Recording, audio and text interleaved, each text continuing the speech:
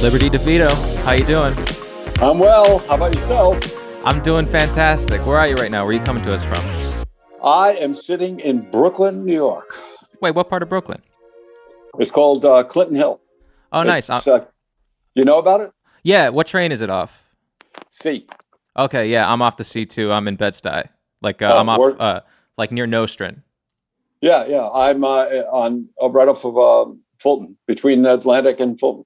Oh, wow, you're really close. Yeah, Yeah. that actually works perfect for doing Zoom calls like this, because sometimes, like I did one with a buddy of mine from Croatia, and Yeah. there's just a limit to how fast certain things can travel, So when we were doing that, I would say something, and no matter how fast our internet is, there's still 4 seconds of silence. So really, it's good to be nice and close. Well, it's got to go into outer space first. Even though you're so close, it's got to go to outer space first. Yeah, I mean, there's I think in New York, it's probably going straight through wires, I'm assuming, because everything is on that grid. So it's probably going underground, usually through, what's it called? With the glass and the tubes and the light. My father's an electrician. I should know the name of this. Son of a bitch. But yeah, anyway. But what part of New York are you originally from? Are you from Manhattan, or you always been from Brooklyn? No. I was born in Brooklyn, but my dad was a cop in Brooklyn in the 50s and 60s. So he moved us out to Long Island. Oh, okay. Hence the Billy Joel connection. Oh, okay. What part of Brooklyn were you born in? Same general area? Yeah. Well, actually, I was born in Kings County Hospital. Gotcha. Okay.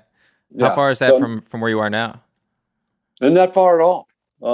Not far at all. I go past it. My wife has a friend that lives up that way. And when we go from her house to my mother-in-law's, we got to go past Kings County Hospital. Yeah, I gotcha. Yeah. And so your dad was a cop. What'd your mom do? She just stayed home, or she have a job? Yeah, no, she was a stay-home mom. Any brothers and sisters? Yeah, there was 4 of us growing up, and so it was quite mad. So there was 3 boys, 1 girl. And how old were you when you moved from Brooklyn to Long Island? That's why whenever somebody says, "Well, you're from Brooklyn, you were born there, right?" Yeah, I moved out when I was 6 months old. Okay, I was just curious. So wait, were you like the kind of person that was traveling into the city a lot since you were out on the island? No, I would go to the Fillmore a couple of times when I became that age, and when I was with the band, the New Rock Workshop, we'd go into West 4th Street, to Paul Sargent's clothing store, to buy the mod clothes that we'd wear on stage. Is that still there? It sounds familiar, but I'm not totally sure. Do you know if it's still there? I don't think so. Okay, 2 of my really good friends live around West 4th, so I'm around that area all the time. That's why I'm curious. Yeah. I'm always curious about this because I've only been in the city for 4 years now, I think. Mm-hmm. How do you think the city was back then compared to now? Because I talked to a few people, and especially pre-pandemic New York. But what about now? How similar do you think it is now to how it was back then? Well, it's crazy now, but back then in the 60s, mm-hmm. my favorite thing to do, and still to today, is to walk on a hot summer's day through the city and hear someone playing like a saxophone, practicing their saxophone, or just music coming out of an apartment. Yeah, I just love that. It's so New York. Have you been to the park lately? Jazz, huh? Sorry, I didn't mean to interrupt. Have you been to the park lately, like Washington Square Park? No, I haven't. I go over to Prospect Park now. I go over there a lot. I have a 4-year-old, believe it or not, and I take her over there. We go to the zoo and all that. Nice. Yes, because Washington Square Park, my good buddy's he's playing sax there like basically every day. But nowadays, there's people, no matter, like every inch of the park is people playing music and busking. And it was like that kind of before. Like the last couple of years, it's sort of been like that. But now it's like no matter what time of day, is until the cops kick everyone out, people are like partying, listening to music. It's great. Well, in the 60s, you didn't have to buy pot. You could just go there and breathe. That's exactly how it is now. I heard Fran Lebowitz was talking about it, and she's like, when weed became legal in New York, I thought it became legal. I didn't think it was a mandate, and that's exactly how it is in Washington Square Park. You walk through there, and you're like, holy shit, I'm stoned as hell. Yeah, it's great. It's great. What was the food like back then? That's always something because I love New York food. How was it back in the 50s and 60s? Okay, well, you're talking to a guy that had to eat pizza every day because they had no money. You know? Gotcha. They didn't have dollars. Did they have dollar slice places back then? Well, probably not a Yeah, dollar, but yeah, maybe it was $1, and you get a Coke with that too. It was yeah, cheap. I mean, I played in the '60s. I played the Bitter End. I played the Village Gate. I yeah, played a lot of those places around the city, and it was great. I mean, music was alive. People were creating all over the place. yeah. So it was fantastic. It was a great time to be alive. Music was great. I love all those places. Bitter End, especially. I play there with my friends a lot, and that's how I met Kanata because he was Yeah, doing the Monday night jams, and I met him summer of 2019. That's a yeah, fantastic event. They completely remodeled it. That whole yeah, wall. It used to have like the paintings of everyone. Now it's like pictures or something. It looks good though. I like it. yeah. Richie's going to continue that, I think, really soon. I You hope know that so. that jam. Yeah, he came on my show in geez, it was sometime like November of last year or something like that. And he was talking about how much he wanted to do it. And so I've just been waiting to get that like Facebook notification because the first Monday that they do it, I'm going because those are fantastic. I listened to a little bit of that, and my favorite part was every time the phone rang and he had to answer it. No, because when he first answered, he joined I think like a few minutes early because I think he knew that he was gonna have to like figure some stuff out and like figure out where he was gonna go. And it was Yeah, like the first couple of minutes was him, and it was like, hey, this huge name person is at the studio, and they need a mask. Then it was like, oh, this other huge name person is at your studio. It was the right. funniest thing. He was getting calls, and then he's like, oh, 1 second, I got to go get so and so a mask, and I got to go do this. I told him, I was like, he could have picked a less busy day. I felt bad because he looked swamped. And yet I'm here stoning him like, so what was it like with Billy Joel? How are you? Yeah, right, right. Yeah, I did my. I have a book, right? Yeah. And I did my audio book over as a studio. Hmm. And it's out on Audible now. And I was so fortunate to have him and Brandon, one of the engineers there, while I was doing it, because Richie stood behind me, and I made these 3 copies of an overblown pages, so the words were really big, so it was really easy to read. Uh-huh. And as I was reading along, sometimes when you're reading, you'll say "don't" instead of "do not," or Yeah. even. And every time I made a mistake, I would hear Richie go, and I'd go back and do it again. I sent him an email yesterday morning, and I just said, "Hey Richie, Liberty's coming on. Is there anything that you've like always wanted to ask, but never had the opportunity? Forget that kind of thing." And in total Richie fashion, said, "Ask him who his favorite sax player is." So that was the input we got from Richie. Yeah, it's great. Yeah. I hope. He should know it's Clarence Clemens. I'm gonna take a clip of this the next time because he's gonna come back on in a couple months. I Yeah. think I'm gonna play that for him.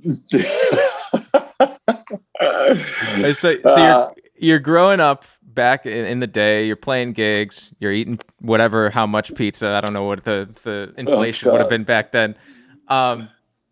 So I read that the Beatles on Ed Sullivan was really the first time that you really were inspired to do music, and I've heard that from like Dom Famularo told me that. Oh, geez, man, my memory of people that I've talked to is gonna be awful here. A few people. Dom Famularo, another one of my least favorite people in the world. I've known Dom since I was a little kid. I think I was probably around 2007 because I was about 8, something like that. Yeah. He's the absolute best. I love Dom. I know Dom since I was probably 16, 17 years old. His cousin owned the dry cleaners in my town that I used to go to. Really? We used to get our clothes dry cleaned. Yeah. And I met him once in there. He was in there.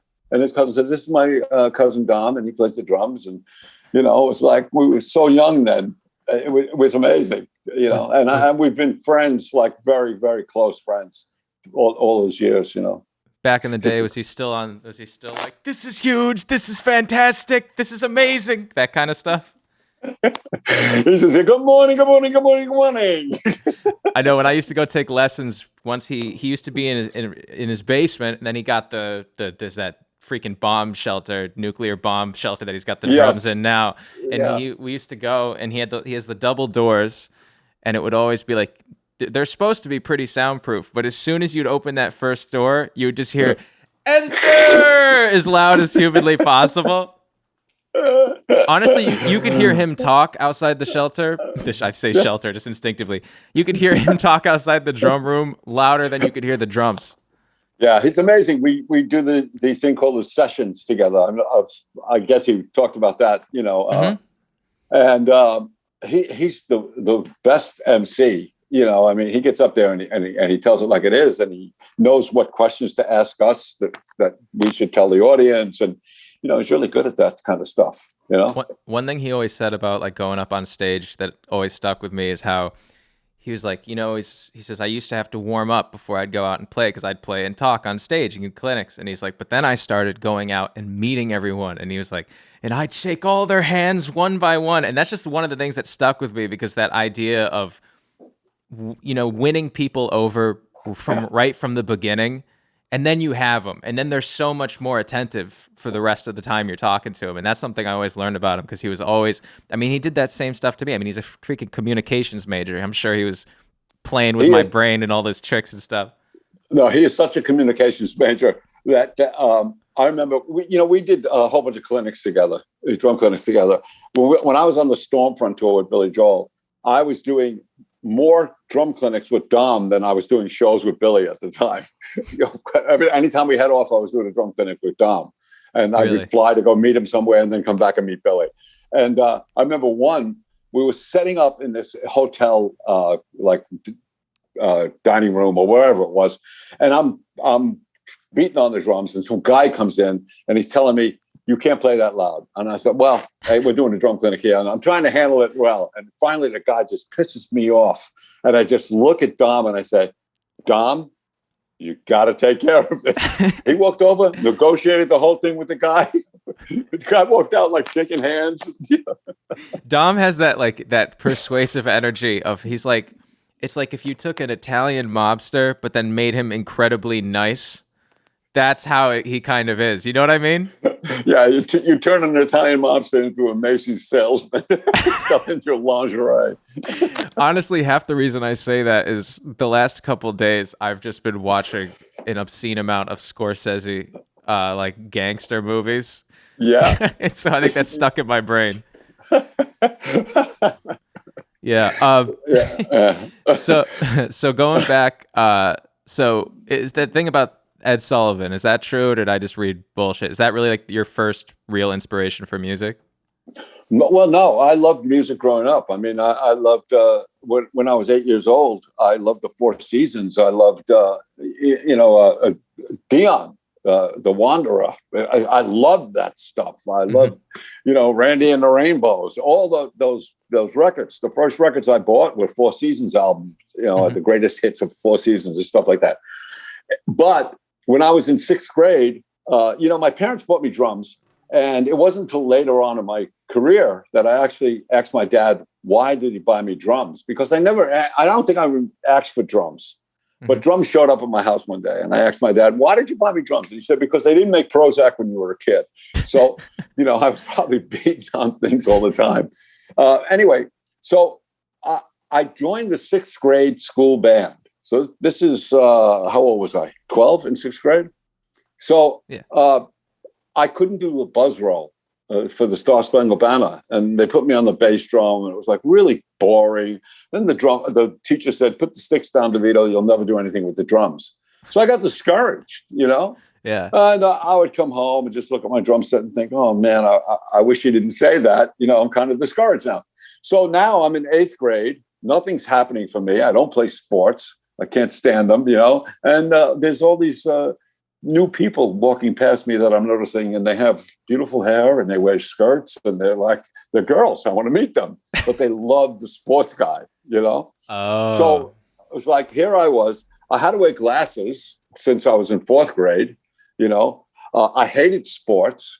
They weren't interested in me. Then in February 1964, there they were, my heroes. They came on TV. And I pointed to the TV, And I remember watching it. There they were in black and white. These not so good looking guys, and all these girls were screaming for them in the Ed Sullivan Theater. And I turned to look at my sister and her friends, and they were screaming at the black and white TV at these not that good looking guys, And I thought, that's it. I am going to be in a band with my friends, and I'm going to make girls scream. That's what I want to do. I say that with Dom when we do the sessions. He wants me to tell the kids that that's how it happened for me. And I say, I want to make thousands of girls scream. And he goes, you want to make thousands of girls scream? He goes, I'm trying to make one girl scream. I love those kind of stories because I did go to music school. I just graduated. Having to say that, I have to get like used to saying that. But when I was in school, you always hear it's like this artist thing of, oh, well, the reason I started was I saw this and I just felt this aura from above. And you go, it's bullshit. You wanted to meet chicks. Like, let's be honest with ourselves. That's why you did it. That's it. That's all. That's the only reason why you do it. You're like sugar, and you want the chicks to be like the flies and bees, and just they want them to come to you. And I'll tell you have a hit record. Later on in our career, when we did just the Way You Are, we hated that song because it was a lounge thing. We wanted to be a rock band with Billy, and it almost didn't make it on the album until Phoebe Snow and Linda Ronstadt came in the studio, and Phil Ramone played it for them. Phil was our producer. He played it for them, and they said, if you put that on your album, you will get more women than you know what to do with. Boom, it went right on the album. And I'll tell you what, it worked. Hey, well, I mean, if doesn't matter the reason, turns out well. I'm telling you. Yeah, but now you have the unique thing. I think this is the third time I keep bringing it back to the Ed Sullivan thing, but you have a unique thing. It's like, all these people say that was the inspiration. That's something that was big to them, whether it was the first thing that they saw or it was, it was really what propelled them. But in the 90s, you actually got to play on Letterman at Ed Sullivan Theater. Now, do you ever go back and think about the fact that like that, key moment of looking at these, ugly sons of bitches on TV, and now you're there in that exact same place, and you might have, minus the ugly part, the inspiration on, all these people, that you might have that same effect. Well, this ugly bastard, when he was there, it's funny because Sean Pelton was the drummer in the most dangerous band in the world, right? With Will Lee and all them. And my first thing when we walked in there, now I'm playing on Sean's drum set. And it was the first time that they let someone bring their own band in. Like none of the most dangerous band in the world. I think maybe Paul Schaefer played with us. Yeah. But the first thing I remember was how small the theater was. It's so small. Really? Really tiny. I was like amazed, like, wow, I thought it was a whole lot bigger than this. And then I ended up like beating the crap out of Sean's drums and denting the drum heads and everything. Really? See, that surprise. Yeah. I mean, it sort of surprises me because you watch Sean on SNL and he's beating the shit out of those things. So the fact that you come in with like that extra energy, that's kind of surprising, I did that with Kenny Aronoff's drums at the first Farm Aid. You hit harder than Kenny Aronoff? Oh my Lord! You and Vinny Appice must be like rivals in terms of beating the shit out of drums. I was with Kenny, and he gave me one of his books, and his book is entitled "The Hardest Working Drummer in Show Business," and I said, "Yeah, where's my name, man? You put your name as the hardest." He goes, "Well, they made me edit it. Really, the title was the hardest hitting drummer in show business besides Liberty DeVitto, but they made me." Wait, so if you ever come up with a second book, that's what you got to name it. The hardest hitting drummer in business. So yeah. back in that day, you're playing drums pretty early on. You're learning the instrument, and you're really just saying like, now this is what I really want to do. Are you devoting all of your time to that, or is it like a side thing where it's like, I want to do this, but I'm also like working a part-time job, stuff like that? No, it was it. It was really? Drums all the way. Okay. Drums all the way until I had a car accident. I was on the road with a guy named Richie Supa. Did you read the book? I have not gotten a chance to do it. I did You not. son I of a bitch. apologize. Here's the Good thing. night, everybody. Good night. Well, here's the thing. I have a valid excuse. When Right. I think we booked this You're illiterate. You're illiterate. That's what I it am is. illiterate. I've never learned to read. I can I had to. I can only listen. I guess I could have listened to an audiobook. Yeah, well, that's why we did the audiobook for guys like you. Well, I only had a couple days, so the research I did is the best I could do. But sorry, so keep talking. Oh, yeah. What were we talking about? The fact that I'm a bad interviewer. You know Dave Letterman, let me tell you. I know, and I don't Uh, have the beard either. yeah, right. That beard, man. Phew. Got bugs growing in it. Anyway, what was I talking about? Oh, yeah. I was on the road with this guy, Richie Super. He was in a band called the Rich Kids that were on Long Island at the same time as the Vanilla Fudge and the Illusion and a whole bunch of Good Rats, all those bands. Long Island was the place to be right in the 60s and into the early 70s. Bands were coming out of there like crazy. Bands and comedians were coming off Long Island like insane, right? Like Right, Jackie Martling. Jackie Martley, great guy. Love Jackie when he comes around. Used me as the brunt of one of his jokes once. I'm Wait, sitting in really? the audience. Yeah, oh God. It was so funny. But yeah, what's his name? Seinfeld comes from Long Island, you know. So musicians and comedians all were coming off of Long Island. So I get with this guy, Richie Super. We make an album on Paramount Records called Super Jamboree. LIR is playing it. And it's getting some airplay, and it's really great. It's the first time I ever heard myself on the radio.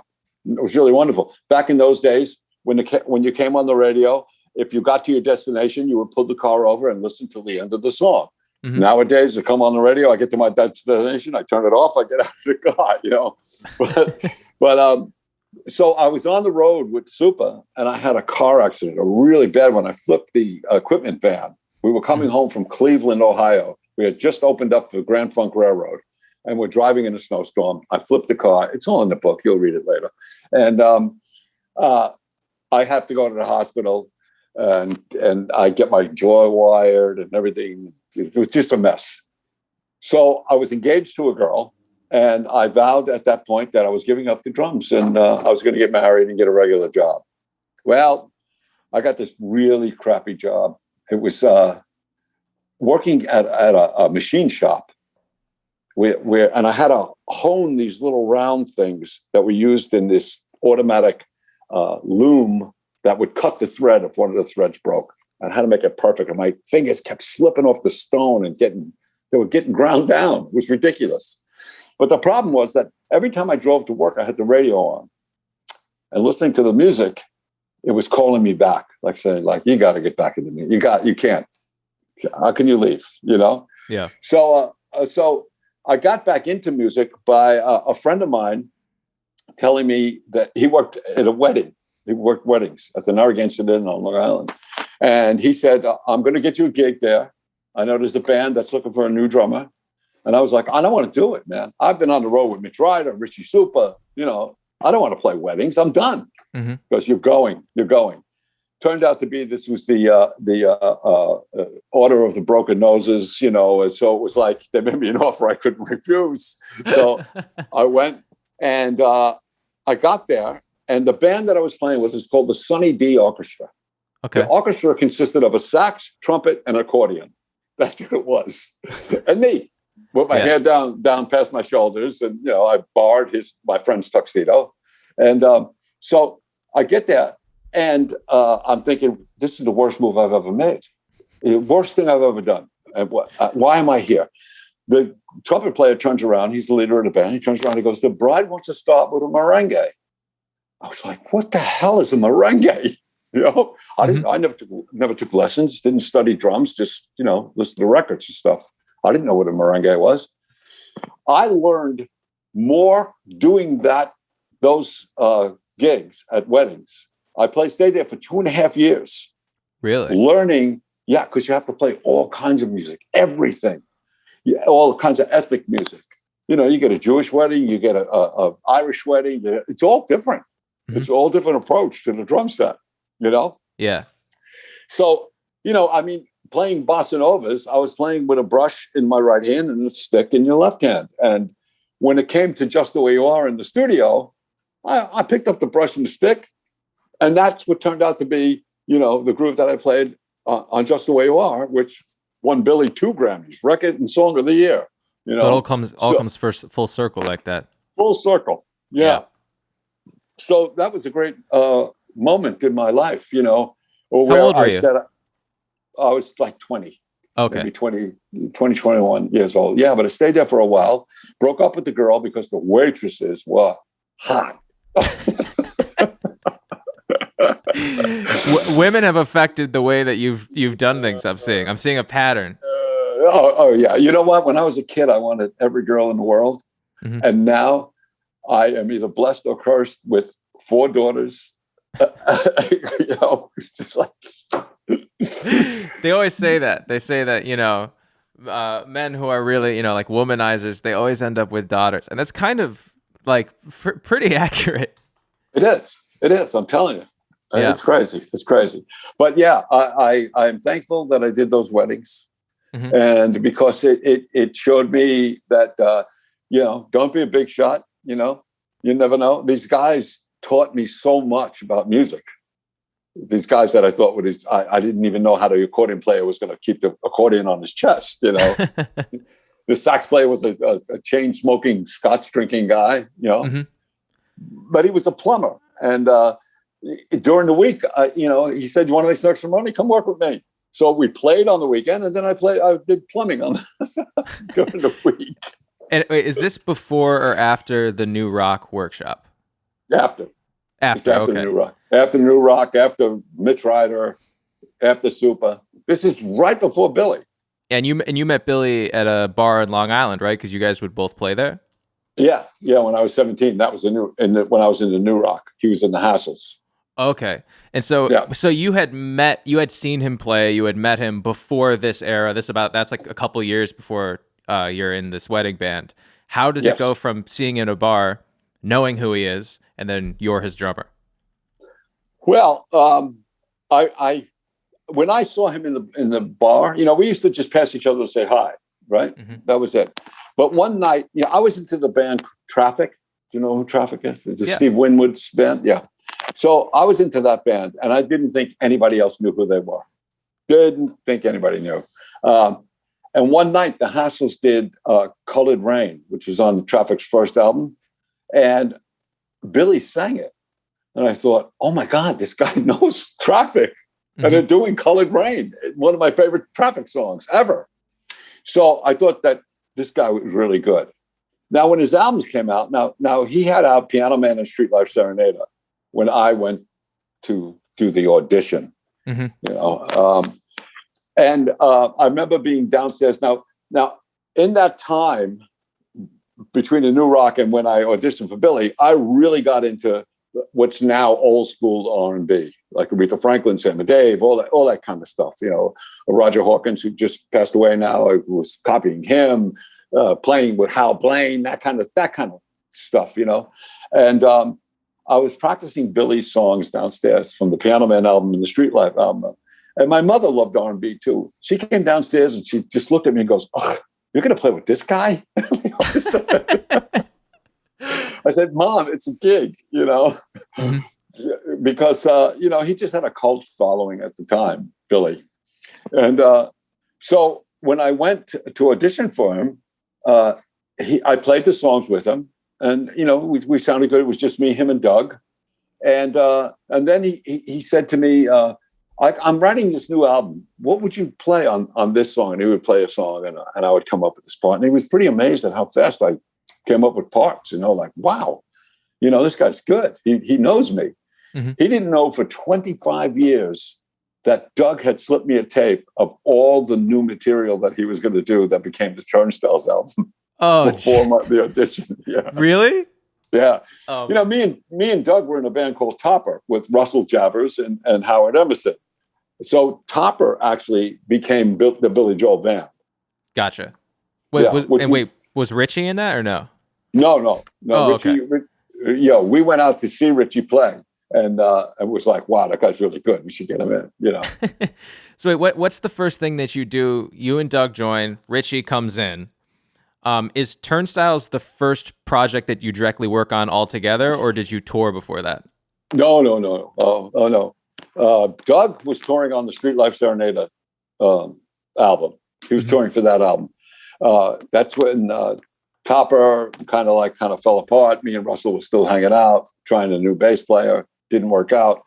So it was a year that Doug was out on the road, and he would call me and he would tell me the progress. You know, I'm talking to Billy about you, and because Billy wants to move back to New York and he wants a new drummer, wants a New York style drummer, you know. And I told him, you know who the guy is, man. You know who Liberty is. You met him, you know. So I went out to see Billy in Staten Island. They played, and I met Billy again. You know, it was like, hi, how you doing? Blah blah blah. You know, the usual stuff. And so when we went in, Turnstile was the first album, and we first went in. It was myself, Doug, and Billy. That was it. Brian Ruggles, who was the sound man, was kind of in the producer's chair, but you know, he was just saying what was good or what was bad, what we were doing. And so when we recorded the songs, like say we recorded Miami 2017, just the three of us, and Billy we'd be listening back, and Billy would go like, you know, we could really use guitars on this. And me and Doug would say, well, we know guitar players. And that's when we got Doug, Howard and Russell to come in and play with Billy. So Topper became Billy's band. Billy wanted a sax player because of New York State of Mind is on Turnstiles. So he needed a sax player. Absolutely. And so we went out to this place called Cloud 9 in Farmingdale to see this guy, Richie Canada. You know, everybody said he was amazing and this, that, and the other thing. Doug's brother had just used him on some jingles or something. And we saw him and we thought, oh, this guy's really good. He came into the studio when we were doing Angry Young Man. And he's like going like, what am I going to do in this band? You know? And then Billy played in New York State of Mind and said, I want you to play sax on this. And that was it, man. You know, the hardest thing to be in a band is to have your personality match with the other guys. You know, and Richie fit it like a glove. It was amazing. It was like, you know, we all came from Long Island. We all grew up the same way. Our parents worked hard to give us a great life. And, you know, so we had made these great jokes. We always laughed. Like we would go and stay at a Holiday Inn, you know, or something like that. And we'd all pull into the Holiday Inn and then go meet by the pool. And Richie would tuck a napkin in his sleeve and would be the old lady, the grandma. And that would be the cousin that's coming to visit Billy. And we'd be like, you know, Billy, it's amazing what you did out here. This is unbelievable. And Richie would take the napkin out. Oh, it's so nice. And Billy would be like, you guys got to move out of the city, man. Come on, come out of the country. You got to see this.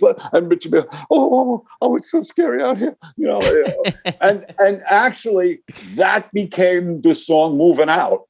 You know, those little skits that we used to do. Yeah. Oh, well, that makes total sense. Yeah. Yeah. And during those early days of, you know, Topper becoming the Billy Joel band, were there any things that you wish you knew, whether it be, you know, playing or being able to like keep up your stamina on tour, stuff like that? Was there anything that you wish you had more polished? Or was it that you had more in your tool belt a little better at that time that maybe you hadn't really perfected yet? No. I actually was just being me. You know, I actually asked Billy, I told Billy once, I said, you know what, Billy, I'm going to go to Berkeley and I'm going to sign up, go get a couple of classes, get some drum lessons. He went like this. He went, please don't do it. Please don't, you know, because he loved the way I played. I mean, I'm kind of like Ringo, you know, I like the song. And when the other guys used to get music, you know, write out the music and stuff to Billy's songs, I would get his lyrics because I played to lyrics, you know. So if I'm singing along with the song, I'm probably playing the right thing if I can sing to the song, you know. And that's what I did. I didn't step all over the song. I tried to create a part in the music that complemented what Billy had written. And how do you maintain that focus when you're playing night after night? How do you give 100% and play these things and not be absolutely just brutally, dead afterward.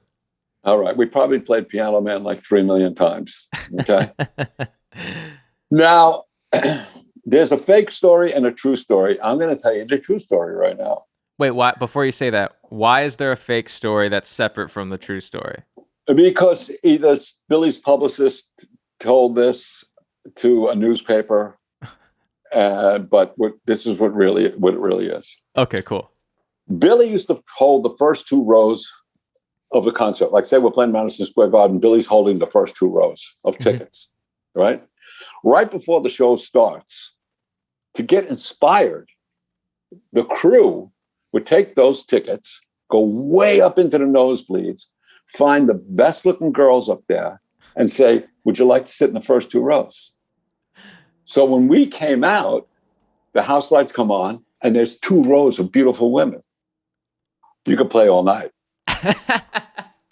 That's actually a real like psychological thing that they say that if you like people who work out a lot will sometimes put on their walls pictures of attractive people because it like psychologically you're like a certain amount more effective at what you're doing. Sure. I'm telling you, you put one good looking in the front, it's all over for me, man. I'm going for it. I know exactly what you're talking about. I was actually listening to something today. This psychologist was saying how, you go into like a business place and you see those like reach higher, like it's like a picture of like an animal like reaching up, and then it'll be like a runner crossing a finish line. Right. Like you see those and then there's Dom Famularo. Yeah, then there's Dom Famularo. That's exactly it. Well, you look at those things and you go, this is bullshit. Like, well, this isn't going to do anything. But those things improve people's performance on whatever they're doing. So if they need energy and they show someone winning a race, or if they need focus and they show a picture of someone like doing the thinker, the statue, it improves their performance by something like 30 to 40%. And that's studied. It's a thing that they've actually researched. Isn't that unbelievable? Yeah. Yeah. Well, we used to walk up on stage like, man, I just don't feel it tonight. I'm going to play like, whoa. How long were you touring before you? Because there must have been like a grace period when you're playing these huge stadiums. They're sold out. Where no matter how you were feeling beforehand, or like no matter what you were excited, how long was that period before you would start to get those nights where you needed that extra boost? Well, we had fun, because in the beginning, it's funny with this pandemic that's happening. I've been playing some gigs with the Lords and my other band, the Slim Kings, and we do these outdoor gigs, the parking lot gigs, and people are in their cars, so you really can't see the people. And you, when the song is over, they beep their horn instead of clapping. It's really weird. But the way to get off, because you can't see people now, is you play to the other guys in the band. It becomes this great thing, like you were in the basement and you started when you started playing. So that's what you do now. And that's what it was like in the beginning.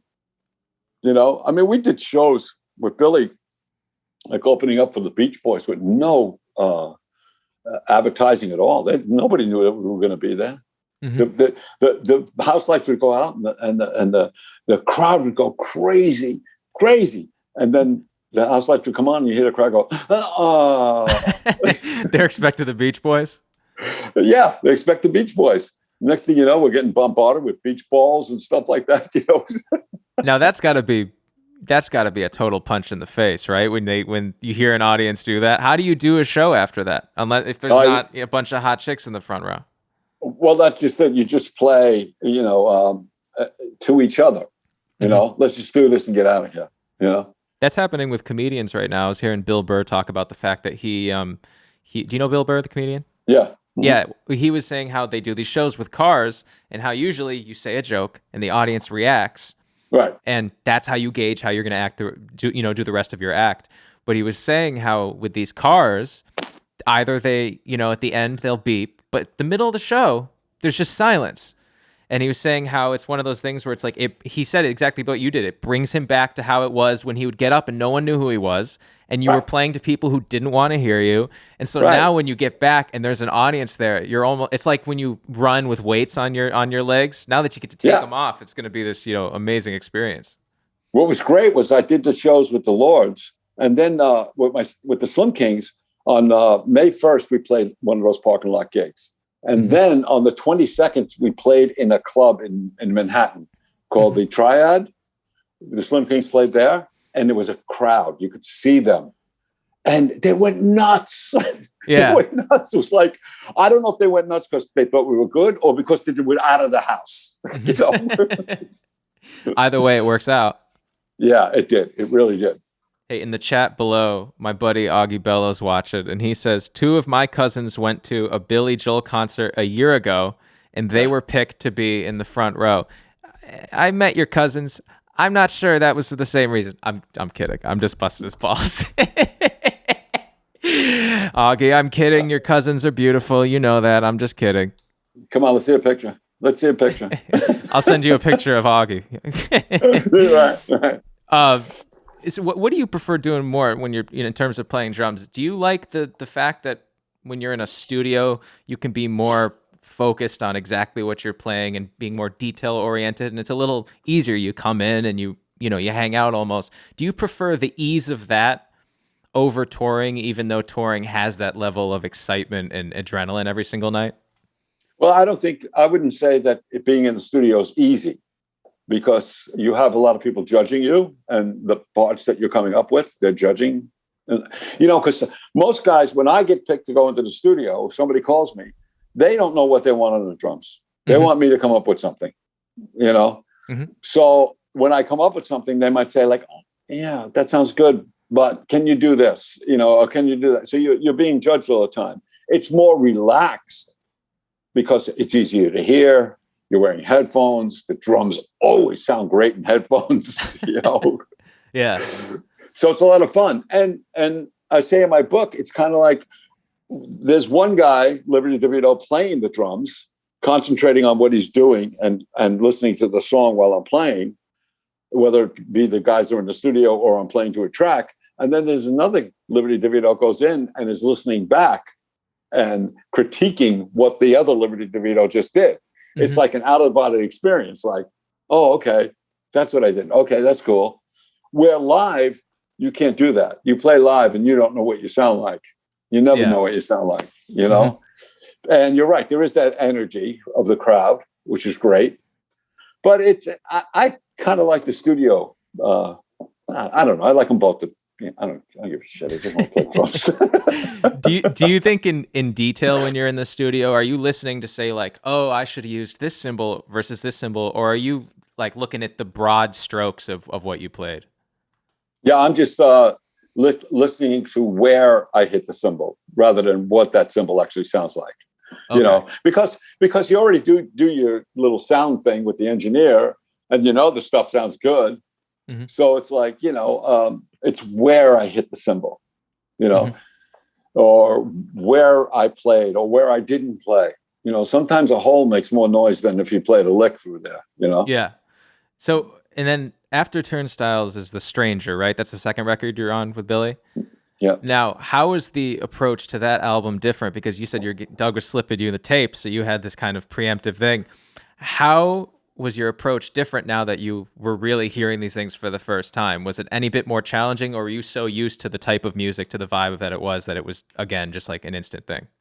Well, you got to remember that I think it was like on the Turnstiles tour, we actually toured for 18 months before we went back in the studio again. Okay. We were doing the Brenda and Eddie part of Scenes from an Italian Restaurant. We were doing Just the Way You Are. So he had written those songs. And on Turnstiles, he had most of the songs written already.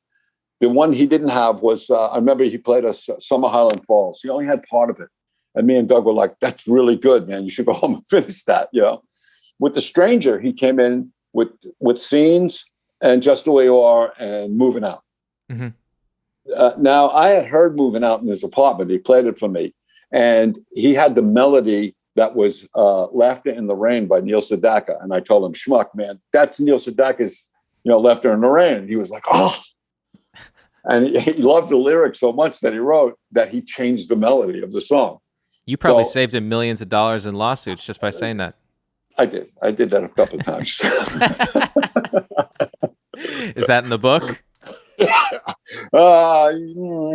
Kind of. I get you. But so Billy is the type of guy that when he comes in the studio, he's he might have two or three songs. Like for Innocent Man, I think he had maybe two songs complete.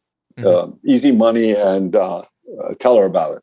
Those are the only two songs he had. And we're in the studio, and he comes in and he has this tape he calls his bits and pieces that he collects over his entire career of ideas, right? So he'll play us one of the bits and pieces, and we'll start playing it with him. And if it starts to swing, he'll go home and finish the song. He'll finish it. Then I'll come in the next day with this complete song. We'll record it, and then he'll run another bits and piece by us.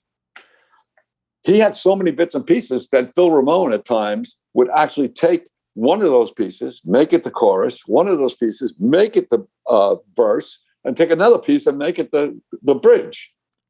You know, that happened a lot. That's the way he wrote. And that's the way those albums were created. You know, he didn't come in like some songwriters come in, they have everything charted out, and this is the song. These are all, I'm doing these 12 songs, and you know, but no, Billy, we created everything there in the studio. How often was it that when you would go into the studio, he'd play you these bits and pieces that you went, this is going to be the hit off of this record, and you were right? Was it pretty obvious while you're doing it? You're like, this is the one that everyone's going to like? Oh, I was so wrong at that. I remember telling Phil Ramone, you know, he wanted me to play a straight bass drum in the song My Life, you know, play the bass drum. And I was like, I'm not doing that disco crap. I'm not playing that. He got so mad at me. He threw something on the control board and he said, look, you've been in this business for what, 18 minutes now? And you're not going to do what I tell you what you're going to do? Get out there and play a straight bass drum. And I think about that every time I see the gold single that's hanging on the wall. That must have not been a fun day though, to get screamed at like that. No, it wasn't. It wasn't. It was like, I've been wrong a few times, especially with Phil. I've been wrong. We recorded this Japanese girl, I can't remember her name, and we had this one song that was so bad. I said, Phil, this song is horrible. Get out. Just go out and play it. Just go play it. And then when I heard the final mix, it was like, oh my God, that's the same song. You know? Really? Yeah. Well, how producers are able to hear the end result before it's even a song, you know? Yeah, that's true. How often was it that the roles were switched and that he was saying something, go out and do it, and you were the one that was right? A few times that happened. Yeah. Yeah.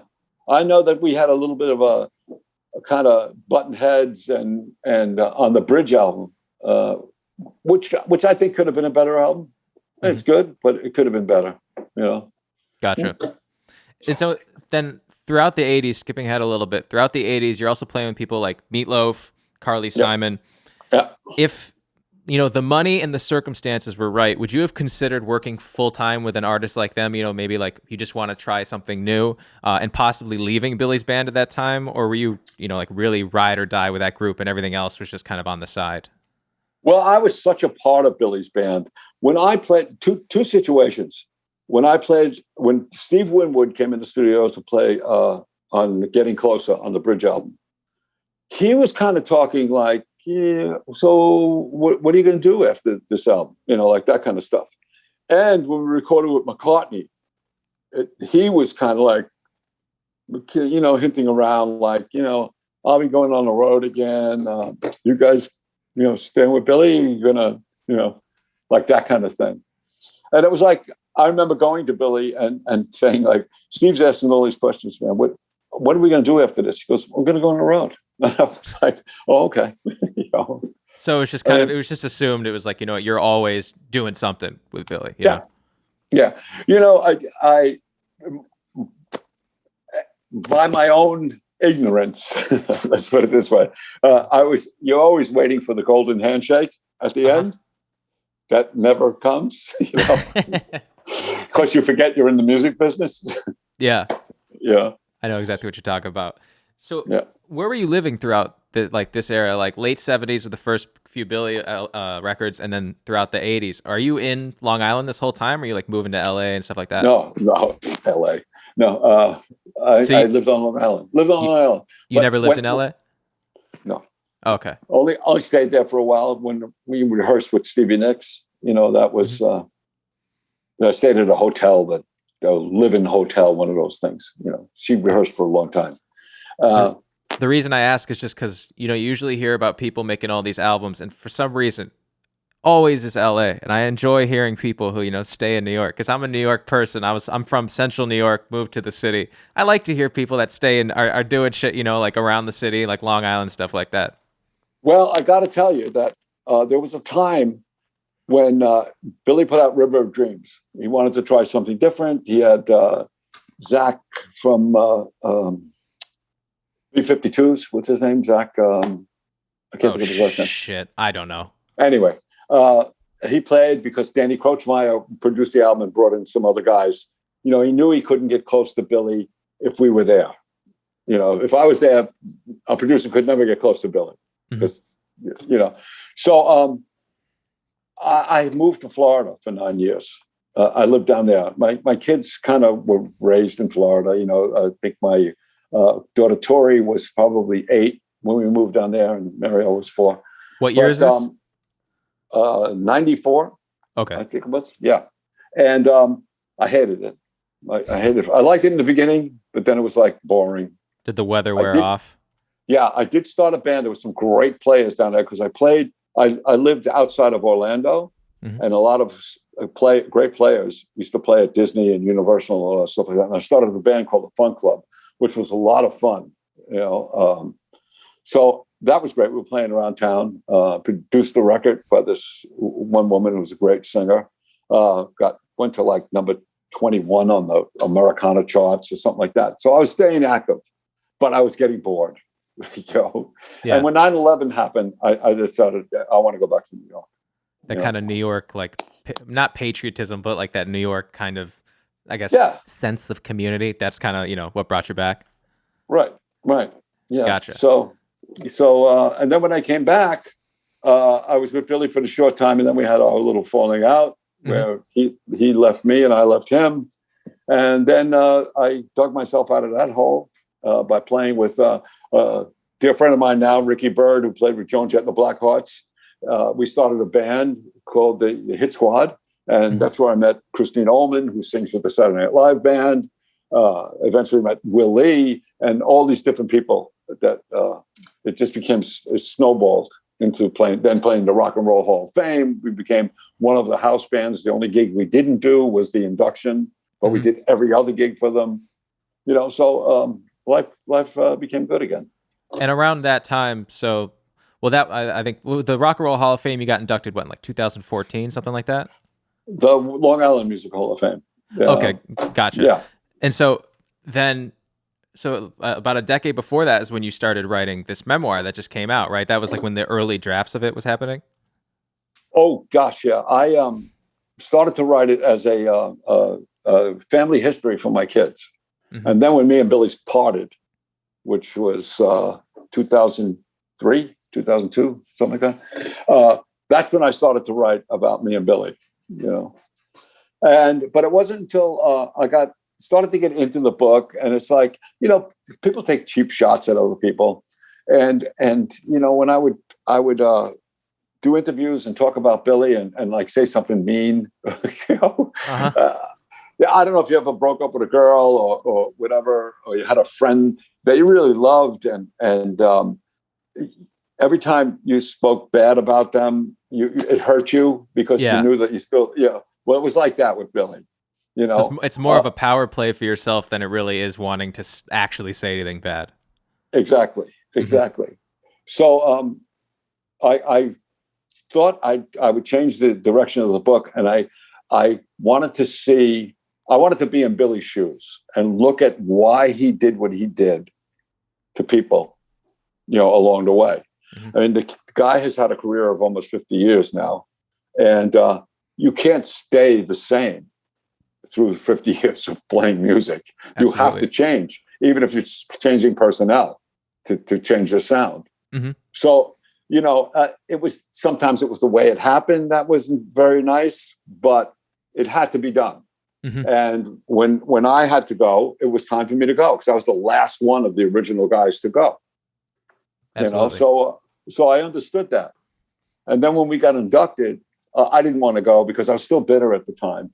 Richie and Russell kind of talked me into going, and we had to do one song when we got inducted. We ended up doing like 4 or 5 because the crowd went crazy. They loved it, and so we talked about getting together and touring.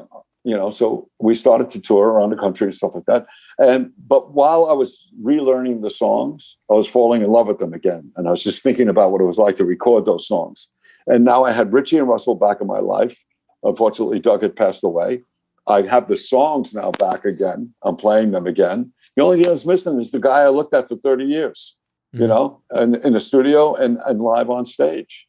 So one night I was just sitting there, getting older. I turned 70 years old, thinking like, man, people are dying all around us.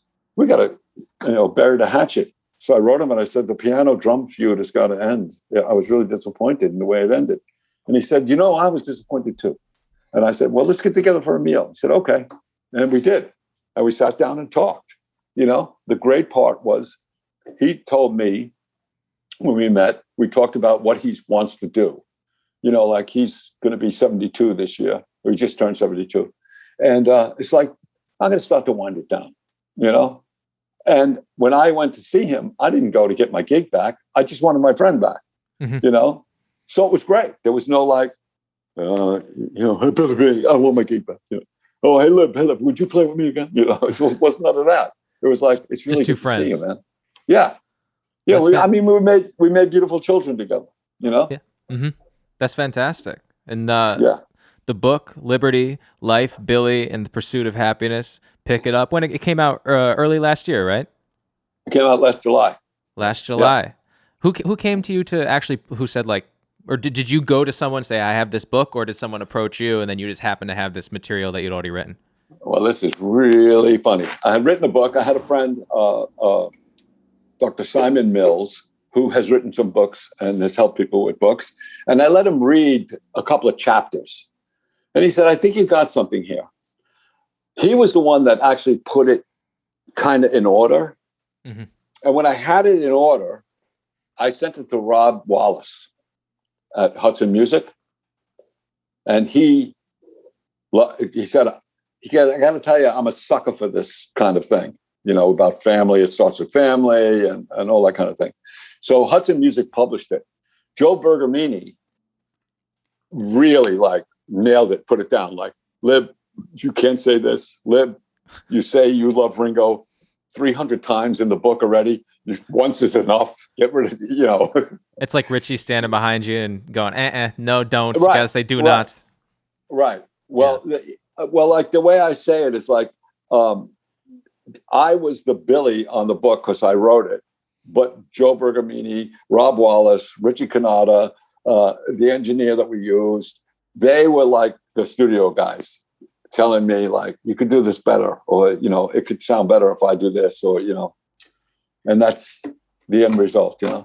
Well, everyone, if you want to pick up the book, like I said, Liberty, Life, Billy, and the Pursuit of Happiness. I got one more thing to ask. That joke that Jackie said, is it repeatable, or is it too explicit? Ex-Jackie. It had something to do with the smallest penis in the world or something like that. Of course it was. That's a very Jackie Bartlett book. You can't see it, but his book is actually, he sent me after he was on the show, he sent me his book. He signed it with a copy of his CD. One of the, I can't remember, the CD I couldn't fit in there. I have it over here somewhere. It's one of those puns that it ends with, something cunt, one of those things. I can't remember the name of it, but he my father, we came to a show once and Jackie was there with Billy, mm-hmm. and Jackie had this thing called Joke in a Box that it was hilarious. Really? You tap this thing and it tells a joke. My father was like, I got to get one. Jackie sent him one. Really? Yeah. Yeah. He was right after we did this show. He goes, hey, you want a copy of my book? And I was like, absolutely. And he's like, send me your address. I'll get you one. And so like, I think a day later I get this package with like all this stuff. I think it was like 2 CDs in the book, and he's got his business card. It's a really nice guy. I love that guy. He's great. He's really great. Hey, well, Liberty, you've said it all. Thank you so much for joining me. I usually say today, but tonight. Tonight, yes. Tonight. Yeah. Well, Well, thank you. I appreciate taking the time out of your day. Well, thanks, man. It's a lot of Thank you. fun, Scotty. And thank you Scotty to Waddy Duda. what'd you say? Scotty Waddy Duda. Exactly. I had a bunch of when I come from an Italian family, so the name Scotty is a million. There's a million different nicknames that I heard my whole life. Yeah, I was always Libby for the longest time. Libby. You know, Hey, that's the name of that's my girlfriend's name actually. Libby. Yeah. Her name's Liberty DeVitto actually. Yeah, right. Yeah, right. She plays drums too. Exactly. Liberty, thank you so much. Thank you to everyone who watched tonight. We'll be back. I'm not going to say when because I'm going to mess it up. But we got a bunch of shows next month. We got a bunch of shows in July. So we got a busy schedule. Thank you to everyone and have a good night. Wow.